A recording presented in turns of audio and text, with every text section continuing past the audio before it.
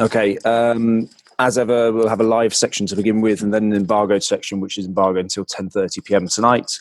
Maximum of 5 questions in the broadcast section each, and maximum of 3 questions each in the embargoed section. Jess Crichton from Sky Sports News, do you want to kick us off? Good morning, Eddie. Wanting to start by asking you a bit about psychology, I guess, because football can obviously be, as you know, the most joyous thing in the world. It can also be one of the toughest. How are you coping personally with the situation that the club is in at the moment? Yeah, I think it's a difficult moment for us. There's no denying that. It's been very difficult to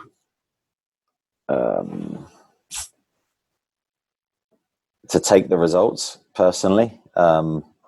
It's been a period where it's definitely been hurting, and nothing's affected my motivation to turn it around, though. I think that's the key thing. I think with every disappointment and setback I've had in my career, and I've had plenty of those all the way through, I've always maintained a desire to respond, and we still have time to do that this season, and that's what I focused on.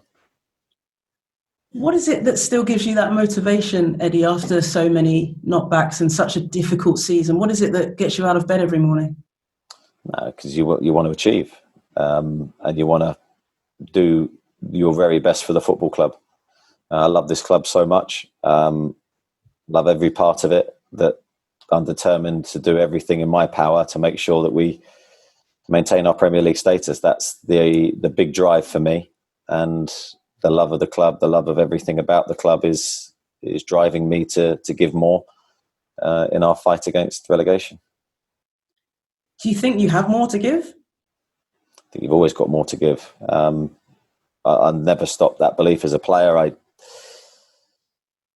trained very, very hard because I wanted to be the best that I could be, and I pushed myself incredibly hard to do that. And that doesn't change in whatever role I've had at the football club. So now I'm trying to give more for the team, for the players, so we can achieve our objective. Just speaking about the players there, you would have seen the comments made by Josh King after the last match saying that they don't deserve to be in the Premier League. What have you had to say to Josh about that? I think the comments were taken out of context. I think they were, if I'm right, the comments were made in Norwegian, I think, and I think there was, I thought the translation wasn't directly that quote from Josh. I think he said if we continue to play as we are, we won't deserve to be in the Premier League, and I'd echo those comments. I'd support those comments. So I think I've got no issue with what he said. Are you noticing, I suppose, any frustration, any sadness even in your players at the moment? I wouldn't say sad. Well, maybe an element of sadness, but I see a lot of hurt in the dressing room. I see a lot of players who really do care. If you looked at our dressing room after recent games, there's certainly not been a lack of those type of emotions. Got great professionals here. I've always maintained that, and I still maintain that to this day, despite the results going against us. The players are determined to try and turn it around. We still have time to do that. We still have the opportunity to do that. So instead of focusing on all the negatives, which is easy to do, we have to focus on the positives, and our opportunity now to get results to still define what's left of the season. Thanks, Eddie, and all the best for the rest of the season. Thank you. Thanks, Jess. We'll go to Paul Belveston from PLP. Hi, Eddie. Can you hear me? I can, unfortunately, Paul. Well, look, you asked to look at positives. Take me back to near the end of last season when you beat Spurs. What can you take from that win into this next one? Well, I think I remember that day. I thought our goalkeeper is the first thing that sticks in my head. I think Mark Travers had an outstanding day, especially in the first half. Made a number of great saves. We stayed in the game, and I think against the top teams, historically, that's what we've had to do to get results. Probably bar the Liverpool game here. I think when we beat them very late in our second season, I think every other result near enough, we've had to stay in the game. We've been dogged, determined. The margin of the scorelines never got away from us, and it's enabled us to get a result later in the game. And I think that day, that's what we did. Of course, they had sendings off and the game changed, but we kept plugging away, and eventually we got the result. The game nearly went away from you at the new Tottenham Stadium earlier in the season, but then there was that fight back. You nearly got a point, maybe even more, because that last 20 minutes, that fighting spirit, where's that gone? Yeah, it's very difficult to define. It's fighting spirit. I mean, I think the spirit is still there. I think maybe the thing that's since lockdown definitely is I want to say deserted us, but we've struggled to find the belief to think when we've conceded that we will come back. So I know it's easy to find as fighting spirit, but I think it's more we can score goals. We can lift ourselves out of this position, and I think that's the thing I think that we've struggled to do. Hopefully the game against Man United last week will have changed that, because we scored 2 goals. We could have scored more. The offside flags denied us on a couple of occasions. So I'd love to think that feeling that we had, that we could have come away from Old Trafford with more goals than 2, will re-spark that belief that we can score. You're on course to become the first side to concede over 60 goals in 5 consecutive Premier League seasons. In those early years, you were scoring plenty at the other end as well. Why, when the approach has changed a bit, you were a counter-attacking side perhaps more last season and things, why has the defence and the whole team as a defending unit, why has it never quite clicked this year? Yeah, I mean, the stats don't lie. We've always been a team historically, I've said this many times, that has conceded goals, but we've always maintained our goal scoring streaks to win us points. And at the end of the day, you can talk about goals conceded and goals scored, but it's always about the points column that matters. And we've always achieved enough points to stay in the division. So whatever we've done has worked to a point. This season, yeah, it has been definitely a bigger challenge in front of goal and the creation of chances. And that's something that's ultimately, I think, really hurt us. Defensively, where we know that there's ongoing issues for us to improve. But yeah, that's not been a great season in terms of the 2 sides of the game to this point.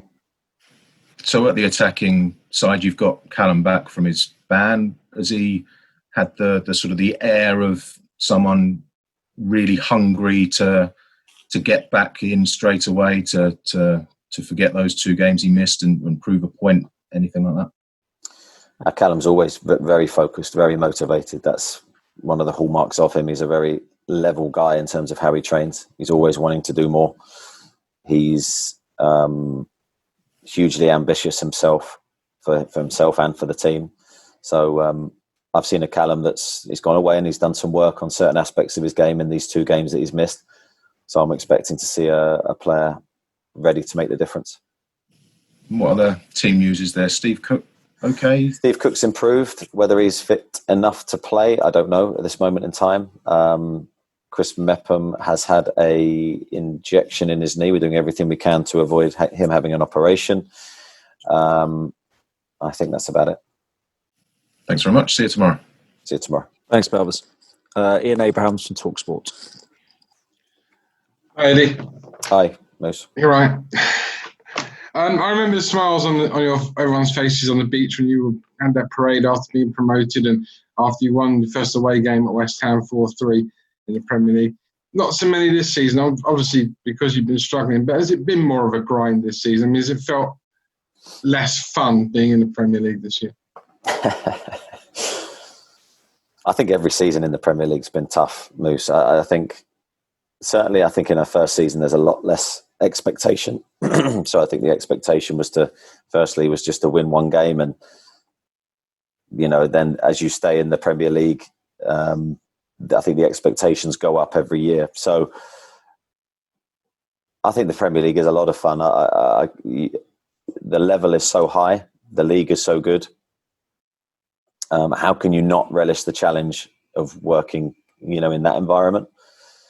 And I think every year that Bournemouth play in this division is a season to be remembered. So no, it's been difficult and it's been a real challenge. But to say that no one likes losing, I don't like losing. That part of it's not been enjoyable. But the challenge of this level is so good that this is where we want to be. I guess what I'm saying as well is that you can lose focus on the fact that even if you do go down this year, obviously nothing is set yet, people will still look back and say this was the best period of Bournemouth history. You achieved things that no other manager has ever achieved, and who knows going forward what managers will achieve. Yeah, I think that's very difficult in this moment to think that way. I can't allow myself to think anything other than of the job that is at hand, and that is to stay in the Premier League. So no other thoughts have entered my mind. It's about the next game. It's about the next training session. It's about achieving our goal, and it's still very achievable for us. One win changes everything. I've said that for the last few games. It hasn't happened yet, but we're still waiting for that moment that reignites our season and gives us an opportunity to do exactly that with just 5 games to go. Yeah, nothing shows that more than West Ham last week beating Chelsea and Watford last night beating Norwich. I mean, one win is massive and could turn everything around. Well, it could do, and I think that's, I understand why people have written us off, and I understand why the emotions are very negative towards us at the moment. But nothing changes my thought process in the sense that you're absolutely right, Moose. I think one win, as you said, for West Ham, who were perceived negatively, suddenly now they're safe, and a lot will depend on the next few games before anything is decided for anybody who's down there fighting at the bottom. And we have to maintain our belief that we can do this. I certainly do. Yeah, you've always had that. I mean, I got the thing from Daniel Farke the last 2 or 3 games. He was raising the white flag ever so slowly, and it's probably gone up completely now. But with you, I won't believe it till the final minute of the final game where you can't stay up. You always have that fighting spirit. Well, that's been the hallmark of the team and the club. In adversity and difficult moments, we come together and surprise people, and we have to do that now more than ever. So why should we raise the flag or sink into the negativity that's around us? No chance. We're still in there fighting. We still have games that last one change our season. So last one, you fan of Jose? You friends with Jose? I wouldn't say I'm friends with any opposing manager, because that's not my style. I go to war against them every time we play a game. So I fully respect and admire him for what he's achieved in his career. I think it's amazing some of the things he's done with the football clubs he's managed. Good luck, Eddie. Thank you. Thanks, Moose. Ian Parker from PA. Morning, Eddie. You mentioned earlier on the United game and the chances you created. What was different about that game, maybe in your tactical setup or things that you can take forward into Spurs and other matches? Well, tactically, very minimal tweaks for us. I think there's no wholesale changes. We just performed better, I think, as individuals within the system that we gave the players. We looked like we had a real pace threat in the team, and I think that's always been important for us, especially when you go away to these types of clubs. I think you need a threat in the game, otherwise you're just going to camp in against very, very good players. So we gave ourselves that outlet, and the players performed well in the front areas, and I think that made the difference. And so is that something you have been showing, talking about with your players, maybe looking at the video, because you've got obviously Spurs are another sort of top half team.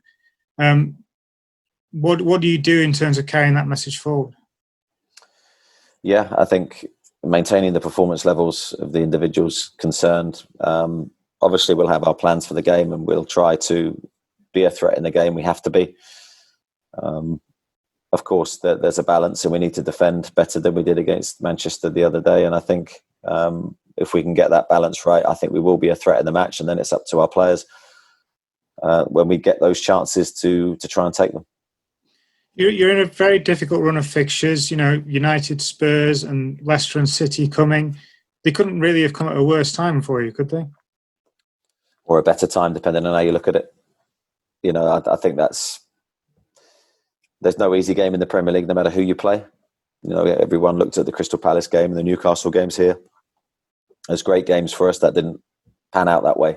You know, they're tough teams to break down and tough teams to beat. So we respect every team that we play against, but we don't fear anybody, and we know that we can win if we play well.